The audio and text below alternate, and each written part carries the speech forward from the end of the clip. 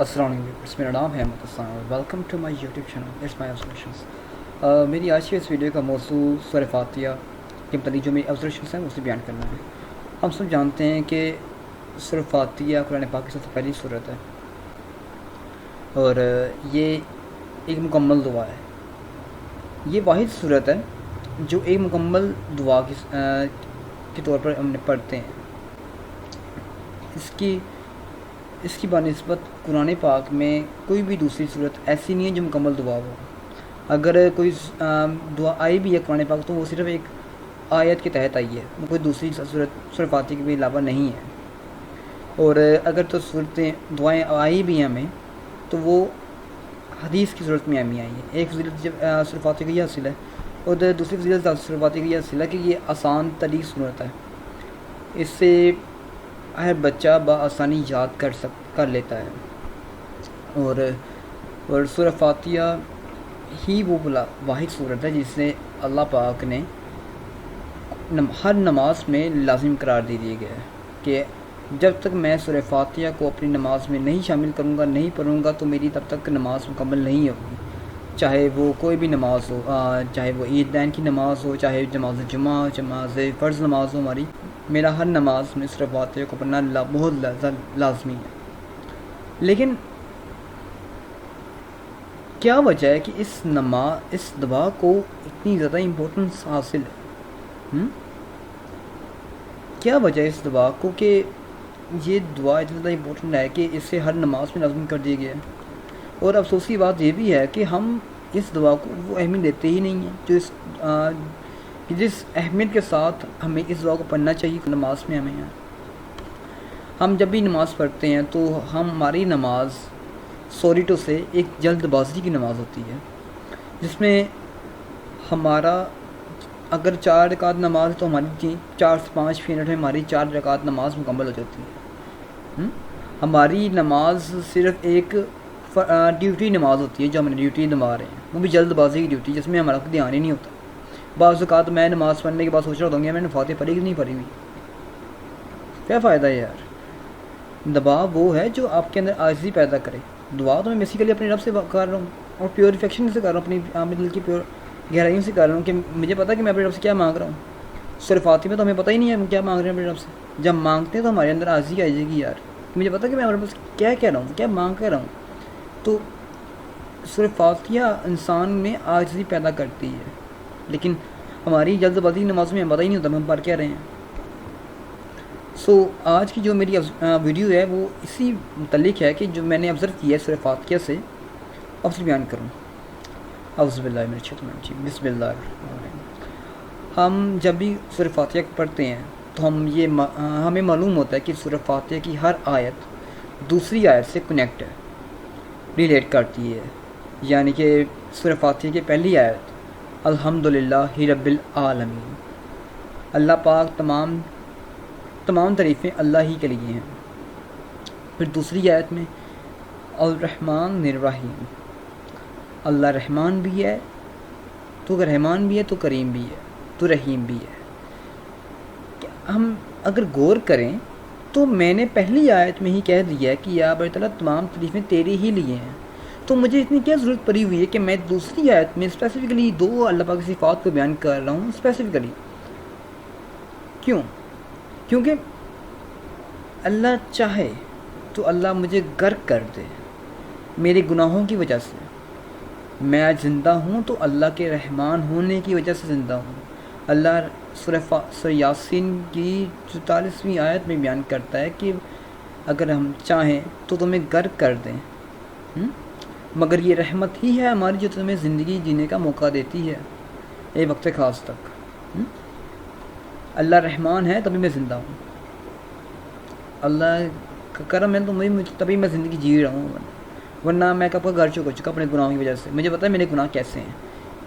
پھر جیسے کہ میں نے کہا کہ ہر آیت دوسری آیت سے ریلیٹ کرتی ہے، تو تیسری آیت مالک یوم الدین محض یہ 2 لفظوں پر مشتمل آیت ہے، لیکن یہ ایک اللہ پاک کا غضب بیان کرتی ہے کہ یا میرے مولا تو قیامت کے سخت ترین دن کا مالک بھی تو ہی ہے، سخت ترین۔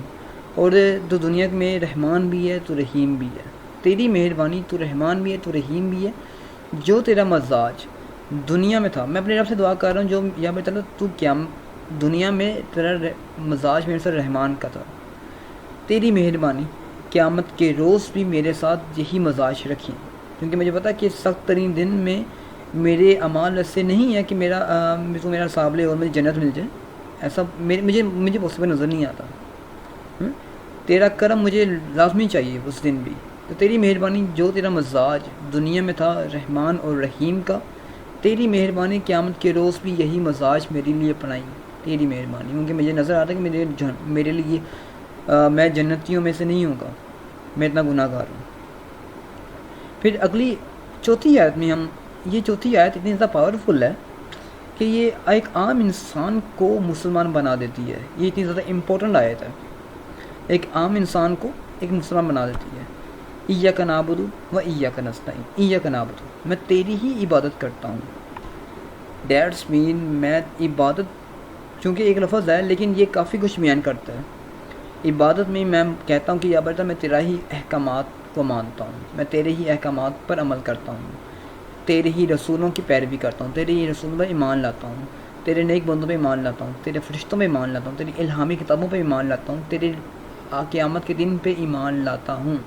ایک مسلمان کے لیے لازم ہے کہ وہ ان تمام چیزوں پر ایمان لائے، تبھی وہ اس کیٹیگری میں شامل ہوگا کہ ایسے کہ میں تیری عبادت کرتا ہوں۔ اگر میں خدا نہ خواستہ اگر میں رسولوں پر ایمان نہ لے کے آؤں، یا میں فرشتوں پر ایمان نہ لے کے آؤں، یا اللہ کے توحید ہونے پر ایمان نہ لے کے آؤں، تب میں اپنے آپ کو اس بات کہہ بھی نہیں سکتا کہ میں ایاک نعبد ہوں۔ میرے لیے لازم ہے کہ میں اللہ کی تمام صفات کو، تمام احکامات کو، تمام رسولوں کو، اس کے نیک بندوں پر اور اس کی الہامی کتابوں پر، فرشتوں پر اور اس کی قیامت کے دن پر ایمان لے کے آؤں۔ یہ میری ایمان کا حصہ ہے، یہ میرے دین کا حصہ ہے، یہ مجھے مکمل کرتا ہے۔ پھر اگلی آیت وَإِيَّاكَ نَسْتَعِينُ، اور تجھ ہی سے مدد مانگتا ہوں۔ یہ ایک ہی چوتھی آیت کی دو پارٹس ہیں، ایاک نعبد ایک پارٹ، دوسرا پارٹ ایاک نستعین وایاک نستعین، میں تیری ہی عبادت کرتا ہوں اور تجھ ہی سے مدد مانگتا ہوں۔ ایک مسلمان کے لازم ہے کہ وہ اللہ کے علاوہ کسی دوسرے سے کبھی مدد نہ مانگے۔ ظاہری اسباب میں مانگ سکتا ہے لیکن غیبی اسباب میں صرف اللہ ہی ہے مدد کرنے والا اور کوئی نہیں۔ مسلمان کے لیے لازم ہے کہ اس کی مدد صرف اللہ ہی سے ہو۔ اگر اسے یہ بلیو ہے کہ یار میری مدد آپ کر سکتے ہیں، یا میری مدد حضرت علی علیہ السلام سے ہو سکتی ہے، یا میری مدد کسی بزرگ سے ہو سکتی ہے، تو ایک مسلمان کے لیے لازم ہے کہ اس کا ایمان اللہ پر ہو، الہامی کتابوں پر، اس کی تمام عبادت اللہ ہی سے ہو اور اس کی مدد بھی اللہ ہی سے ہو۔ اس کا یہ دو کرائٹیریا اس کے پاس ہوں گے تو ابھی وہ جب یہ دو کرائٹیریا پر انسان اترتا ہوگا، مسلمان اترتا ہوگا پورا، تبھی وہ مسلمان کہلانے کے لائق ہے انسان، ادروائز نہیں۔ پانچویں آیت میں ہم اللہ سے دعا کرتے ہیں اہدنا الصراط المستقیم، مجھے سیدھا رستہ دکھا۔ اب پوائنٹ ٹو بی نوٹڈ کہ میں یہاں پر دعا کر رہا ہوں یا میرے مولا مجھے سیدھا رستہ دکھا۔ اب اس کے جواب میں، اسی کے جواب میں مکمل قرآن پاک نازل ہوا ہدایت، آپ صلی اللہ علیہ وسلم کی زندگی ہمارے لیے مکمل ہدایت ہے۔ اب اس ہدایت کو اپنانا یا نہ اپنانا یہ ہماری مرضی ہے دنیاوی اعتبار سے۔ اگر ہم اپنائیں گے تب ہمیں جزا ملے گی اس کا، اور اگر ہم نہیں اپنائیں گے تب ہمیں سزا بھی ملے گی، لیکن آخرت میں اس کے کرائٹیریا دنیا میں بھی لاگو ہوں گے ہم پر، لیکن میجر معاملہ جو ہمارے ساتھ ہوگا وہ آخرت میں ہی ہوگا۔ اور اسی کے جواب میں، اس اہدنا الصراط المستقیم کے جواب میں اللہ ہمیں قرآن پاک نازل فرماتا ہے، اور اسی پہ اللہ کا شکوہ بھی ہم سے ہے۔ اللہ پاک سورہ یاسین کی 60ویں آیت میں ایک شکوہ کرتا ہے مسلمانوں سے، اور وہ شکوہ قیامت کے روز ہم سے ہوگا۔ اللہ پاک فرمائے گا مجرموں سے، اے مجرموں، اے اولاد آدم، کیا میں نے تمہیں ہدایت نہیں کی تھی کہ تم شیطان کی عبادت مت کرنا، وہ تمہارا کھلا دشمن ہے، اور میری ہی عبادت کرنا یہی سیدھا رستہ ہے؟ اور تم نے کیا یہ نہیں دیکھا کہ شیطان تم سے پہلے بہت سی مخلوق کو بھٹکا دیا تھا؟ کیا اس کے باوجود تم عقل سے کام نہیں لیتے تھے. پھر اللہ کہے گا کہ جاؤ تمہارا ٹھکانہ جہنم ہے، جہنم میں جاؤ. اللہ پاک کا شکوہ ہوگا ان لوگوں سے جنہوں نے ہدایت کو پا کے بھی اس کے تحت چلے نہیں، اس کے تحت عمل نہیں کیا. اور یہ ہم ہی لوگ ہوں گے، کیونکہ ہم ہدایت کی دعا ہم ہی اللہ سے کر رہے ہیں. اور ہدایت ہم پر ہی ملی ہے، ہم پیدا ہوئے تو ہمیں ہدایت اللہ نے ہمارے ہاتھ میں آ گئی ہے قرآن پاک. اب قرآن پاک کو پڑھنا، اس سمجھنا اور اس کے تحت چلنا یہ ہم پر ڈپینڈ ہے. ورنہ خدا نہ خواستہ، یا میں نہیں چاہتا کہ اللہ پاک مجھ سے کل کی شکوہ کرے گی، میں نے تمہیں ہدایت کی تھی، تم اس کے ساتھ نہیں چلے، تمہیں پتہ تھا کہ شیطان تمہارا کھلا دشمن ہے، اس کے باوجود تم اسی پیروی کرتے رہے. اب جاؤ تمہارا ٹھکانہ جہنم ہے. خدا نہ خواستہ. اللہم اجرنی من النار. پھر آخری آیت سورہ فاتحہ کی، یہ بہت زیادہ امپورٹنٹ آیت ہے. یہ آیت انسان ایک مسلمان کو بیان کر دیتی ہے. مسلمان اس آیت پر ایمان رکھتا ہے، کہ اس بات پر ایمان رکھتا ہے کہ میں نے دنیا میں آیا ہوں تو انعامات کے لیے آیا ہوں. میں یہاں پہ میرا ہر عمل 100% ہوگا. میں جنت میں صرف داخل ہونے کے لیے نہیں آیا، میں جنت میں اعلیٰ انعامات لینے کے لیے آیا ہوں. یہاں پہ میرا مقصد انعامات ہے، اور اس کے تحت مجھے مشکلات بھی آئیں گی. ایک مسلمان اس بات پر ایمان رکھتا ہے کہ مجھے مشکلات آئیں گی. اور عام انسانوں کی بنسبت، عیسائیوں کی نسبت، یہودیوں کی نسبت، ہندوؤں کی نسبت، اور دنیا میں جتنے مذاہب ہیں ان کی بنسبت مجھ پہ زیادہ مصیبتیں آئیں گی، کیونکہ میں مسلمان ہوں. آخری آیت، صراط الذین انعمت، اے میرے اللہ مجھے ان لوگوں میں شامل فرما جن پر تو نے انعام نازل فرمایا. اب انعام گھر بیٹھے تھوڑی ملتا ہے، اور ہم کہہ رہے ہیں اللہ سے کہ اے میرے اللہ مجھے ان لوگوں میں شامل فرما جن پر تو نے انعام نازل فرمایا. اب انعام جن پر نازل فرمایا، ہمیں ان کی زندگی کا احوال بتایا، ہمیں ان کی زندگی کا کرائٹیریا بتا کہ یار انہوں نے کیسی زندگی گزاری ہے. ان پر ظلم کیے گئے، چاہے بات کی جائے آپ صلی اللہ علیہ وسلم کے صحابہ کرام کی، ان کے بعد آنے والے لوگوں کی، یا حضرت موسیٰ علیہ السلام کے دور کے نیک لوگوں کی بات کی جائے، یا جس بھی دور کے نیک بلوں کی بات کی جائے، ان کو آزمائشیں آئی ہیں، اور وہی لوگ انعام پانے والے بھی ہیں اللہ سے. انشاءاللہ تعالیٰ اللہ نے انعام سے نوازے گا، اور نواز ہو چکا بھی. آج جن کا نام زندہ ہے وہ انعام پانے والے ہی لوگ ہیں. صراط الذین انعمت، اے میرے اللہ مجھے ان لوگوں میں شامل فرما جن پر تو نے انعام نازل فرمایا. اب ایک بات یہ بھی ہے کہ اگر میں اس مکمل بات کو اس مثال سے واضح کروں کہ ایک کلاس ہے جس میں دو طرح کے اسٹوڈنٹس ہیں جن کا مائنڈ سیٹ ڈفرینٹ ہے، کہ ایک ٹاپرس ہیں اور ایک بیک بینچرس ہیں. بیک بینچرس کا ماننا ہے کہ یار میں نے پاس ہونے کے لیے کلاس میں 33% مارکس لانے ہیں، بس میری محنت 33% مارکس اتنی ہی ہوگی، میں نے وہ جو کام کرنا ہے جو امپورٹنٹ ہوگا. جس طرح کہہ دیں گے نا یہ 8 نمبر کا کوشچن ہے اس کی تیاری کرنا، سو میں وہی کوشچن کروں گا جیسے تیاری مجھے لازم ہے. جی یار یہ میں کروں گا تو اس کے 8 نمبر آ جائیں گے، باقیوں کا میں نہیں زیادہ امپورٹنٹ دوں گا. ایک ایسا بینچ میں بات کر رہا ہوں اپنی، میرا مقصد یہ ہوگا 33% مارکس لانے کا. لیکن ٹاپرس کا ہوگا کہ میں نے ان لوگوں میں شامل ہو جن میں انعامات لازم ہو رہے ہیں، اور انعامات انہیں وہ ملتے ہیں جو پوزیشن ہولڈر ہوں گے. جو پوزیشن ہولڈر ہوں گے ان کی محنت راتوں کو جاگنے والی ہوگی، ان بیک بینچرس کی نسبت ان کی محنت 4 گنا زیادہ ہوگی.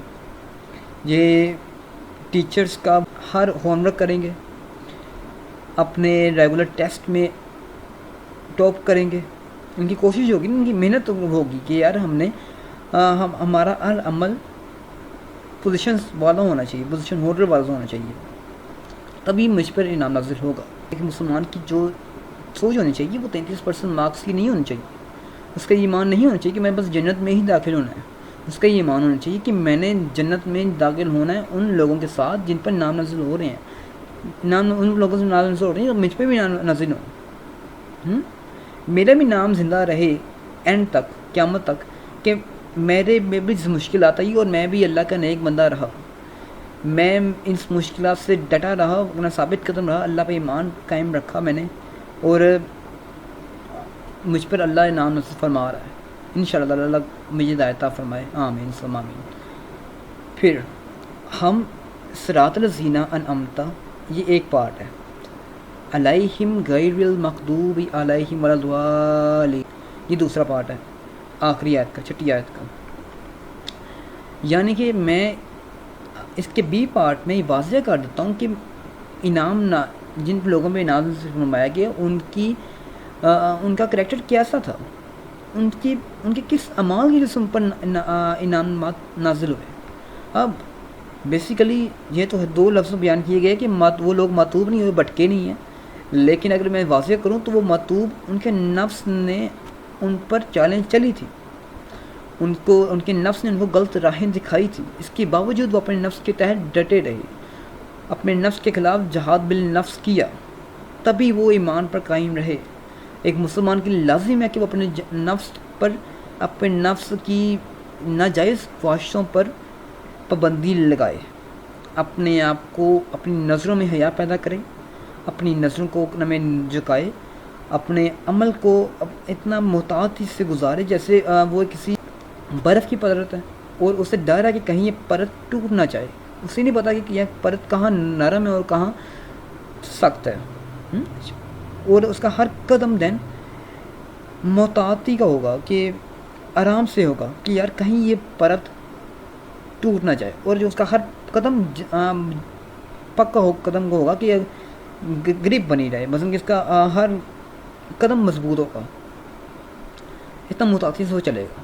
ایک مسلمان کے لیے لازم ہے کہ اس کی زندگی کا ہر عمل اتنی محتاطی سے ہو کہ اس کے مائنڈ میں یہ ہو کہ کہیں میرا رب مجھ سے ناراض نہ ہو جائے، کہیں مجھے گناہ گار لوگوں میں شامل نہ کر دے. ایک مسلمان کا عمل ایسا ہونا چاہیے، تبھی وہ انعام کا حقدار ہوگا. پھر اس کا وہ بھٹکائے بھی نہیں گئے، اور بھٹکائے گئے لیکن وہ بھٹکے نہیں. غیر المغضوب علیہم غیر المغضوب علیہم ولا الضالین، ان کے نفس نے انہیں مطلوبی کرنے کی کوشش کی اور انہیں بھٹکایا بھی گیا لیکن وہ بھٹکے نہیں. یعنی کہ مسلمان کو اس کا نفس ماتوب بھی کرے گا، تنگ بھی کرے گا، اندر سے گلاٹیاں مارے گا، اس کا نفس تنگ کرے گا، لیکن اس نے اپنے نفس پر گرفت کرنی ہے، اس نے اپنے نفس پر قابو پانا ہے، تبھی وہ انعامات کا حقدار ہوگا. اس سے بھٹکایا جائے گا، شیطان بھٹکائے گا، اس کے دوست سے بھٹکائیں گے، اس کا ماحول سے بھٹکائے گا، لیکن اس نے بھٹکنا نہیں ہے، اس نے حق پر آنا ہے. اس نے اگر غلطی کی بھی ہے تو اس نے معافی مانگنی ہے اللہ سے، فوراً معافی مانگنی ہے، یا میرے مولا میں نے غلطی کی ہے، مجھے معاف فرما دے، تبھی وہ انعام کا حقدار ہوگا. یہی ہے مکمل دعا. میں اپنے رب سے یہی دعا کرتا ہوں، ہر نماز میں کرتا ہوں، اور یہ دعا مجھ پر اسی وجہ سے لازم کر دی کہ یہ نماز مسلمان کی خود ہی کو بیان کرتی ہے، کہ یہ ایک مسلمان کے لیے کتنی لازم دعا ہے. اور ہم اس دعا کی اتنی بے حرمتی کرتے ہیں کہ یار ہم اس دعا کو ویسے پڑھتے ہی نہیں ہیں جو اس کا حق ہے. ہم جلد بازی کی نماز پڑھتے ہیں، جو حد 5 سے 6 منٹ کی نماز ہوتی ہے، 4 رکعت نماز ہوتی ہے، اب 5 سے 6 منٹ میں ہم 4 رکعت نماز پڑھ کے فارغ کر دیتے ہیں، ہمیں پتہ ہی نہیں ہوتا میں نے پڑھا کیا ہے. بعض اوقات آخری رکعت میں جب سوچ رہے ہوتے ہیں کہ میں نے فاتحہ پڑھی تھی نہیں پڑھی تھی. عجیب، ہم اتنی جلد بازی کی نماز پڑھ رہے ہیں، اور جب میں جلد بازی کی نماز پڑھ رہا ہوں تو مجھے پتہ ہی نہیں ہے کہ میں پڑھ کیا رہا ہوں اپنے رب سے، مانگ کیا رہا ہوں. کیونکہ دعا جو میں مانگتا ہوں میرے رب سے تو ایک عاجزی آتی ہے، میرے میں آہستگی آ جاتی ہے، میں اپنے رب سے عاجزی میں مانگتا ہوں. جب کبھی میں مانگوں گا، کسی سے کچھ مانگوں گا، تب بھی میں جلد بازی سے نہیں مانگوں گا، میں اس سے ریکویسٹ کروں گا، اس کا احتراماً مانگوں گا اس چیز کو، تبھی میں کہہ سکوں گا یہ چیز ملنی بھی چاہیے. میرا شدت اس دعا میں، ہمیں اپنی ہر دعا میں لازم ہے کہ ہم سورہ فاتحہ کو سمجھ کے پڑھیں، جانیں کہ اس سورت کو اتنا امپورٹنٹ کیوں حاصل ہے، کیوں اسے اتنا لازم کر دیا گیا کہ ہر نماز میں لازم کر دیا گیا ہے. جو میں نے آج حق بات بیان کی ہے، اللہ ہمارے دلوں پر اسے رائج فرمائے، آمین. اور ہمیں حق بات پر سمجھنے کی، اس کے تحت چلنے کی عطا فرمائے، آمین ثم آمین. اور اللہ ہمیں معاف فرمائے، ہمیں ہدایت عطا فرمائے. اور اگر میں نے اس پوری ویڈیو میں ایسی بات کی ہے جو مجھے نہیں کرنی چاہیے تھی تو میں آپ سے اور اپنے رب سے معافی مانگتا ہوں، اور آپ سے التجا کرتا ہوں کہ میری اس کمنٹ سیکشن میں میری اصلاح بھی کی جائے. خیال رکھیں اپنا، اور اگر آپ میری سوچ سے اتفاق کرتے ہیں میری اس چینل کو سبسکرائب کر دیجیے تاکہ آپ آئندہ آنے والی تمام ویڈیوز سے کی اطلاع کر سکیں. اوکے، اور ٹیک کیئر آف یور سیلف. آپ میرے لیے بھی دعا کیجیے گا، کیونکہ میں بھی زندگی کئی معاملات میں بہت زیادہ بے وقوف ہوں، میں زندگی کئی معاملات میں بہت زیادہ غلطیاں کرتا ہوں. سو میری آپ سے ریکویسٹ ہے کہ آپ میرے لیے بھی دعا کیجیے گا اپنی ہر نماز میں، کہ میرے لیے بھی ہدایت کی دعا کیجیے گا. اللہ آپ کو بھی ہدایت عطا فرمائے، مجھے بھی ہدایت عطا فرمائے. آمین ثم آمین. Okay, take care of yourself, enjoy yourself. اللہ حافظ.